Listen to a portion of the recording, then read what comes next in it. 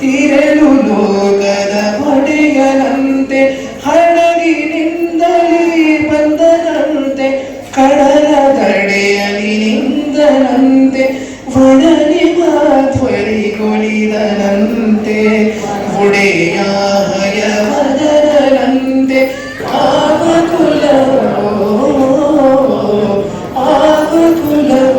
ರಂಗ ಹರಿಯನಾಗದು ಆವಕುಲವೋ ಕೃಷ್ಣ ಹರಿಯನಾಗದು ಹರಿಯನಾಗದು ರಂಗ.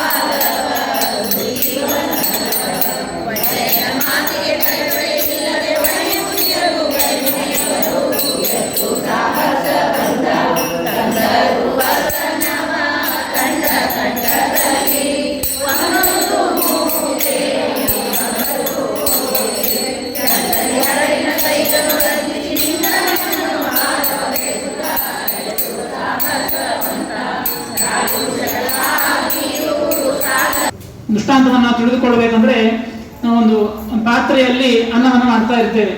ಅನ್ನವನ್ನು ಮಾಡುವಾಗ ಮಧ್ಯದಲ್ಲಿ ಯಾವುದೋ ಒಂದು ಅಕ್ಕಿಯನ್ನು ತೆಗೆದು ನೋಡ್ತೇವೆ.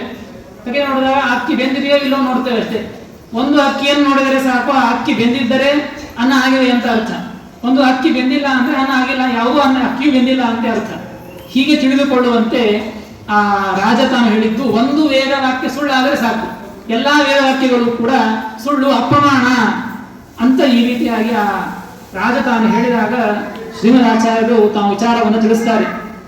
ಯಾವುದೋ ಒಂದು ವೇದವಾಕ್ಯ ಈ ರೀತಿಯಾಗಿ ನಿನಗೆ ಕಾರ್ಯವನ್ನು ಮಾಡಿಲ್ಲ, ಅಂಕುರವನ್ನು ಹುಟ್ಟಿಸಿಲ್ಲ ಅಂದ ಮಾತ್ರಕ್ಕೆ ಆ ವೇದವಾಕ್ಯವನ್ನು ಅಪ್ರಮಾಣ ಅಂದು ಅದೇ ಇಟ್ಟುಕೊಂಡು ಎಲ್ಲ ವೇದವಾಕ್ಯಗಳು ಕೂಡ ಅಪ್ರಮಾಣ ಅಂತ ಅಲ್ಲಿಗೆ ಬರೋದಿಲ್ಲಪ್ಪ. ಯಾಕೆ ಅಂದ್ರೆ ಎಲ್ಲದಕ್ಕೂ ಒಂದು ಅಧಿಕಾರಿ ಅಂತ ಇರ್ತಾರೆ. ಎಲ್ಲವನ್ನು ಮಾಡಲಿಕ್ಕೆ ಒಬ್ಬರು ಅದಕ್ಕೆ ಯೋಗ್ಯರಾದಂತಹ ವ್ಯಕ್ತಿಗಳಂತ ಇರ್ತಾರೆ. ಅವರು ಮಾಡಿದಾಗ ಮಾತ್ರ ಅದರಿಂದ ಕಾರ್ಯ ಆಗ್ತದೆ. ಇವಾಗ ಅನ್ನವನ್ನೇ ದೃಷ್ಟಾಂತ ಇಟ್ಟುಕೊಳ್ಳಿ. ಅನ್ನ ಇದು ಕೆಳಗೆ ಅಗ್ನಿಯನ್ನು ಹಚ್ಚಿ ಪಾತ್ರೆಯಲ್ಲಿ ಅಕ್ಕಿಯನ್ನು ಹಾಕಿ ನೀರನ್ನು ಹಾಕಿ ಇಟ್ಟಾಗ ಮಾತ್ರ ಅನ್ನ ಆಗ್ತದೆ. ಇದು ಯಾರು ಮಾಡ್ತಾರೆ? ಯಾರು ಈ ರೀತಿಯಾಗಿ ಮಾಡ್ಲಿಕ್ಕೆ ಗೊತ್ತದನೋ ಅವನು ಮಾಡ್ತಾನೆ, ಅವನು ನಿಜವಾದಂತಹ ಅಧಿಕಾರಿ ಅಂತ ಅರ್ಥ.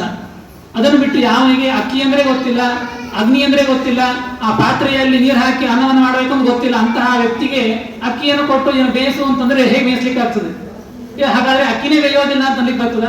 ಹಾಗಾದ್ರೆ ಅದಕ್ಕೆ ಅಧಿಕಾರಿ ಯಾರಿದ್ದಾರೋ ಆ ವ್ಯಕ್ತಿಗಳು ಮಾತ್ರ ಈ ಕಾರ್ಯವನ್ನು ಮಾಡಿದಾಗ ಅದರ ಫಲವನ್ನು ನಾವು ಹೊಂದಲಿಕ್ಕೆ ಆಗ್ತದೆ ಹೊರತು ಅಧಿಕಾರಿಗಳೇ ಇಲ್ಲದೇ ಇದ್ದಾಗ, ಅಧಿಕಾರಿ ಅಲ್ಲದೇ ಇದ್ದಂತಹ ವ್ಯಕ್ತಿಗಳು ಅದನ್ನು ಮಾಡಿದಾಗ ಆಗಲೇ ಹೋದರೆ ಅದು ಅಲ್ಲೇ ಅಲ್ಲ ಅಂತ ಹೇಳಿ ಬರೋದಿಲ್ಲ, ಅಕ್ಕಿಯ ಬೇಯೋದೇ ಇಲ್ಲ ಅಂತ ಹೇಳಿ ಬರೋದಿಲ್ವಲ್ಲ. ಹಾಗೆ ಆ ರೀತಿಯಾಗಿ ನೀನು ಮಾತ್ರ ಈ ಪ್ರಮಾಣವನ್ನ, ಈ ವೇದವಾಕ್ಯವನ್ನ, ಮಂತ್ರವನ್ನು ಉಚ್ಚಾರಣೆ ಮಾಡಿದರೂ ಕೂಡ ಆ ಕಾರ್ಯ ಆಗ್ತಾ ಇಲ್ಲ ಅಂದ ಮಾತ್ರಕ್ಕೆ ಇದನ್ನು ಅಪ್ರಮಾಣ ಅಂತ ಅಲ್ಲಿ ಬರೋದಿಲ್ಲ. ಇದಕ್ಕೆ ಅಧಿಕಾರಿಗಳು ಅಂತ ಬೇರೆ ಇದ್ದಾರೆ, ಅವರು ಮಾಡಿದಾಗ ಮಾತ್ರ ಇದು ಕಾರ್ಯ ಆಗ್ತದೆ ಅಂತ ಶ್ರೀಮದಾಚಾರ್ಯರು ಉತ್ತರವನ್ನ ಕೊಟ್ರೆ ಆ ವಾದಿ ಆ ರಾಜ ಅಂತಾನಂತೆ.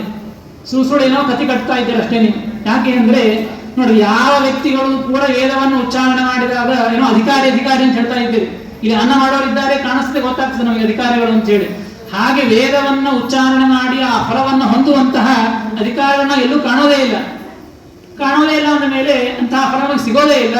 ಹೀಗಾಗಿ ಏನೋ ಒಂದು ಕಥೆಯನ್ನು ಕಟ್ಟಿ ನೀವು ಈ ವಿಚಾರವನ್ನು ಹೇಳಿದ ಮಾತ್ರಕ್ಕೆ ನಾನು ಇದನ್ನು ನಂಬೋದಿಲ್ಲ, ವೇದಗಳು ಅಪ್ರಮಾಣನೇ ಅಂತ ಎಷ್ಟೇ ಸಾಧಿಸ್ತಾ ಇದ್ರು ಕೂಡ ಆ ಶ್ರೀಮದಾಚಾರ್ಯರು ಕೊನೆಗೆ ಆ ವ್ಯಕ್ತಿ ಹೇಳ್ತಾರೆ, ಇಷ್ಟು ವಿಚಾರವನ್ನು ನೀವು ತಿಳಿಸಿದ್ರು ಕೂಡ ನಿನಗೆ ಅರ್ಥವಾಗ್ತಾ ಇಲ್ಲ ಅಂದ ಮೇಲೆ ನನ್ನ ಸಾಮರ್ಥ್ಯವನ್ನು ತೋರಿಸಲೇಬೇಕು ಅಂತ ಶ್ರೀಮದಾಚಾರ್ಯರು ತಾವು ಆ ಒಂದು ಕಾರ್ಯವನ್ನ ಮಾಡಿ ತೋರಿಸ್ತಾರೆ. ಆಕ್ಷೇಪಂ ತಮಸಹಮಾನ ಉಚ್ಯಮಾನ ಸದ್ಯೋಸೌ ನಿಜಕರ ಪಲ್ಲವದ್ವಯೇನ ಆದಾಯೌ ವ್ಯತನುತ ಬೀಜ ಮೋಷಧೀನಾಂ ಸೂಕ್ತೇನಾಂ ಕುರದಲ ಪುಷ್ಪ ಬೀಜ ಸೃಷ್ಟಿಂ.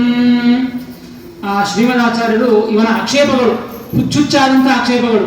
ಅಧಿಕಾರನೇ ಇಲ್ಲ ಅಂತಂತ ಇದ್ದಾನೆ.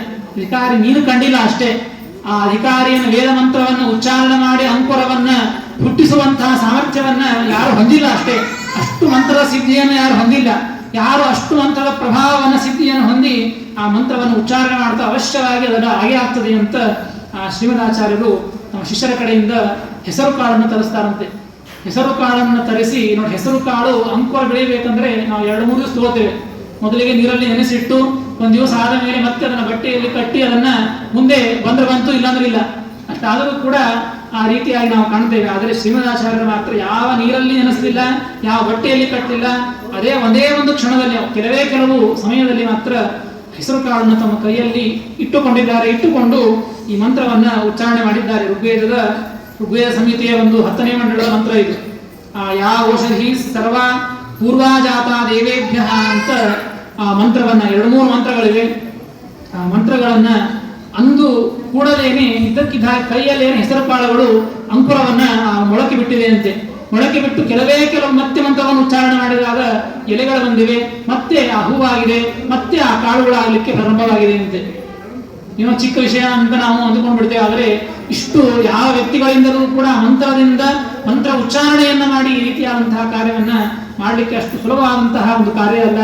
ಆ ಮಂತ್ರದ ಸಿದ್ಧಿಯನ್ನ ಅಷ್ಟು ಪ್ರಭಾವವನ್ನ ಹೊಂದಿದಂತಹ ವ್ಯಕ್ತಿಗಳು ಆ ಶ್ರೀಮದಾಚಾರ್ಯರು ಅಂತಹ ವೇದವನ್ನ ಉಚ್ಚಾರಣೆ ಮಾಡಿ ಆ ಶೂದ್ರರಾಜನ ಮುಂದೆ ಅನೇಕ ರೀತಿಯಾದಂತಹ ಆ ವೇದಗಳಿಗೆ ಪ್ರಾಮಾಣ್ಯ ಇದೆ. ನೀನು ಹೇಳುವಂತೆ ವೇದಗಳು ಯಾವ ಕೆಲಸವನ್ನು ಮಾಡೋದಿಲ್ಲ, ಸುಳ್ಳು ಏನೋ ಹೇಳ್ತಾವೆ ಅಂತ ಅರ್ಥ ಅಲ್ಲ. ಯಾವ ವ್ಯಕ್ತಿ ಅಧಿಕಾರಿ ಇದ್ದಾನೋ, ಯಾರು ಇದನ್ನ ಸಿದ್ಧಿಯನ್ನು ಪಡೆದುಕೊಂಡಿದ್ದಾರೋ ಅಂತಹ ವ್ಯಕ್ತಿಗಳು ಉಚ್ಚಾರಣೆ ಮಾಡಿದಾಗ ಮಾತ್ರ ಅವಶ್ಯವಾಗಿ ಅದರ ಕಾರ್ಯ ಹಾಗೆ ಆಗ್ತದೆ ಎಂಬುವಂತಹ ವಿಚಾರವನ್ನ ಆ ಮಹಿಮೆಯನ್ನ ಶ್ರೀಮದಾಚಾರ್ಯರು ತಿಳಿಸುತ್ತಾರೆ.